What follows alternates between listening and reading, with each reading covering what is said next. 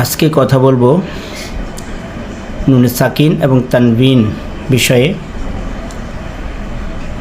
কোরআন তেলাওয়াতের সময় নুনে সাকিন এবং তানবিন আসলে 4 নিয়মে পড়তে হয়: ইখফা, ইজহার, ইদগাম আর ইকলাব।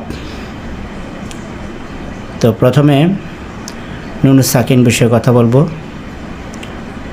তো নুনে সাকিনের পরে যদি এজহারের হরফ আসে তাহলে ওই নুন সাকিনকে স্পষ্ট করে পড়তে হয়। আর নুন সাকিনের পরে যদি একফায়ের হরফ আসে তাহলে সেখানে একফা করে পড়তে হয়, অর্থাৎ গোপন করতে হয়। একফা মানে গোপন করা, পরবর্তী হরফের সাথে ওই নুন সাকিনকে গোপন করে পড়তে হবে। যেমন এরপর প্রায় প্রতিটা পৃষ্ঠাতেই আপনি উদাহরণ পাবেন।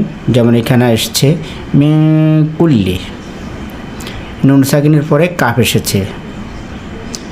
এরপরে আরও এসছে যেমন ওয়াযিন ফি, এই যে নুন সাকিনের পরে ফা এসছে। এভাবে এটা হচ্ছে আপনার একফার হরফ এসেছে, এই জন্য একফা। আর এজাহার আসলে এজাহার করে পড়তে হবে, একলাবের হরফ আসলে একলাব করে পড়তে হবে, এবং এদগামের হরফ আসলে এদগাম করে পড়তে হবে। তো আমরা সে বিষয়ে অন্যদিন কথা বলবো।